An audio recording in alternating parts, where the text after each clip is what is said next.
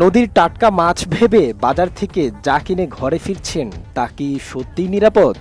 সম্প্রতি সামাজিক যোগাযোগ মাধ্যমে ভাইরাল হওয়া একটি ভিডিও সবাইকে নতুন করে আতঙ্কে ফেলে দিয়েছে। ভিডিওতে স্পষ্ট দেখা যাচ্ছে নদীর পাড়ে সদ্য ধরা মাছে অবাধে মেশানো হচ্ছে ক্ষতিকর কৃত্রিম রং।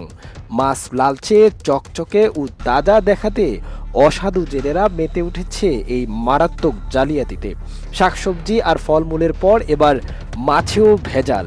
সামান্য বাড়তি লাভের আশায় মানুষের স্বাস্থ্যকে এভাবেই ঠেলে দেওয়া হচ্ছে চরম ঝুঁকিতে। অসাধু চক্রের এমন ভয়ঙ্কর রূপ দেখার পর এখন একটাই বড় প্রশ্ন, বিষাক্ত কেমিক্যালের এই মিছিল শেষ পর্যন্ত কি খাচ্ছি আমরা? শাওন আহমেদ সাদ, ভিশন 24।